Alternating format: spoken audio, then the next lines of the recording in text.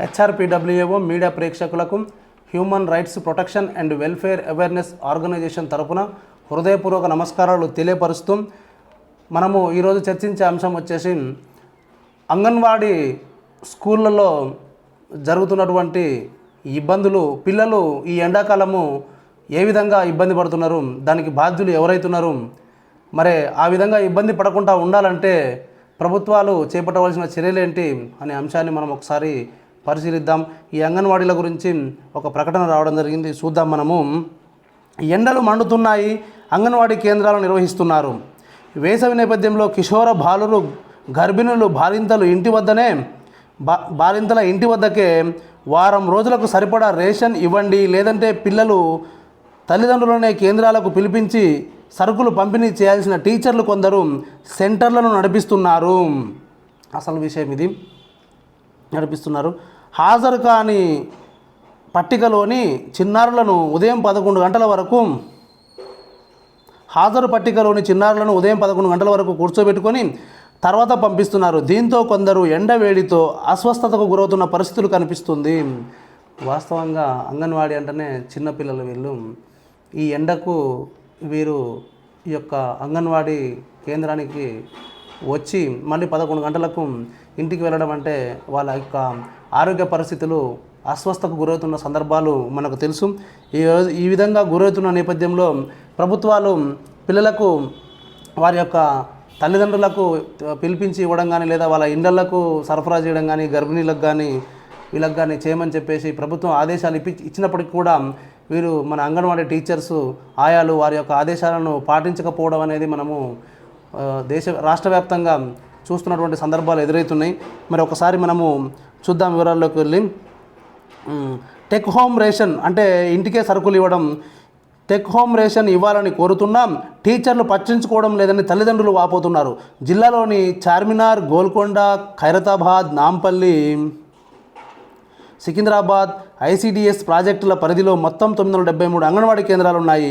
ఇందులో 419 మినీ సెంటర్లు నడుస్తున్నాయి.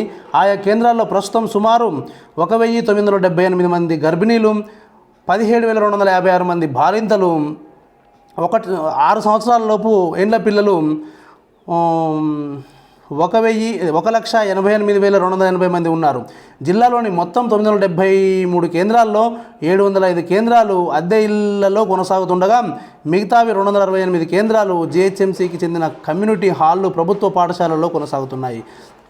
అయితే ఇక్కడ మనం గమనించాల్సిన అంశం వచ్చేసి ఏంటంటే, ఇక్కడ 973 కేంద్రాలు ఉంటే దాంట్లో 705 కేంద్రాలు అద్దె ఇళ్లలో కొనసాగుతున్నాయంట. మరి 268 కేంద్రాలు జిహెచ్ఎంసీకి చెందిన కమ్యూనిటీ హాల్, ప్రభుత్వ పాఠశాలలో కొనసాగుతున్నాయంట. ప్రభుత్వం దీన్ని గమనించాలి. ఎంతోమంది బడా నేతల చేతిలో ప్రభుత్వ భూములు కబ్జాకు గురయ్యి వారు అనుభవిస్తున్నటువంటి సందర్భాలు మనం చూస్తున్నాం.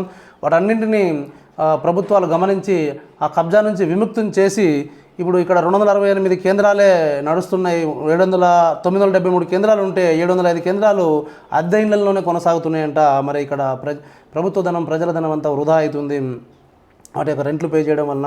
కాబట్టి ఈ ప్రభుత్వ భూముల్ని ఆక్రమించినటువంటి బడా నేతల కానించి ఈ యొక్క భూముల్ని మళ్ళీ సేకరించి వీలైనంత తొందరలో ఈ యొక్క కేంద్రాలను కూడా ప్రభుత్వం ఏర్పాటు చేయాలి. ఈ యొక్క జిల్లాల వ్యాప్తంగానే కాదు, ఇది రాష్ట్ర వ్యాప్తంగా కూడా ఈ యొక్క కేంద్రాలు అద్దె ఇళ్లల్లో ఏర్పాటు చేసిన సందర్భాలు మనం ఎన్నో చూస్తున్నాం. కాబట్టి దీన్ని కూడా ప్రభుత్వం గమనించాలని చెప్పి మన రాష్ట్ర ముఖ్యమంత్రి రేవంత్ రెడ్డి గారికి human rights protection and welfare awareness organisation తరపున మేము విన్నవించుకుంటున్నాం.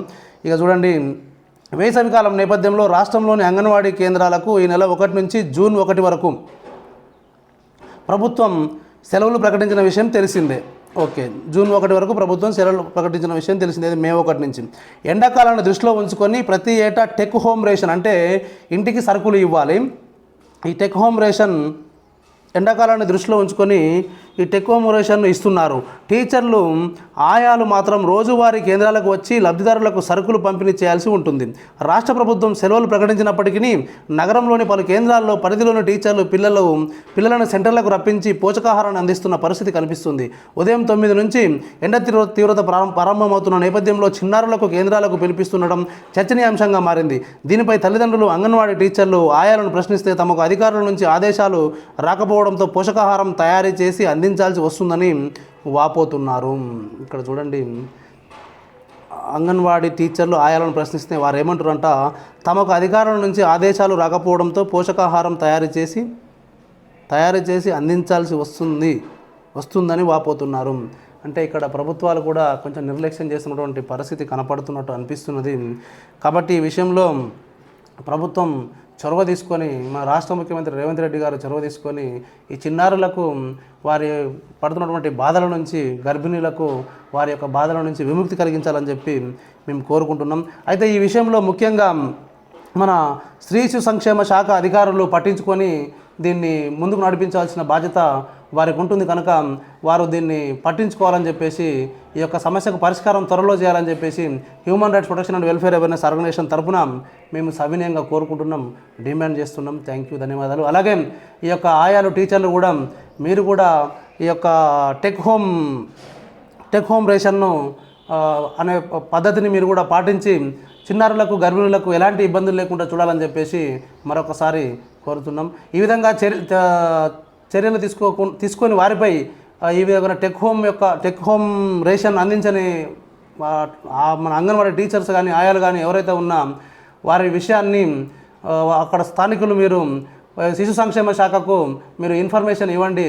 ఇచ్చినట్లయితే వారు వీటి మీద యాక్షన్ తీసుకుంటారు. ప్రజలందరూ కలిసి ఈ పని చేయండి అని చెప్పి human rights protection and welfare awareness organisation తరఫున ప్రజలకు కూడా మేము తెలియపరుస్తున్నాం. థ్యాంక్ యూ, ధన్యవాదాలు.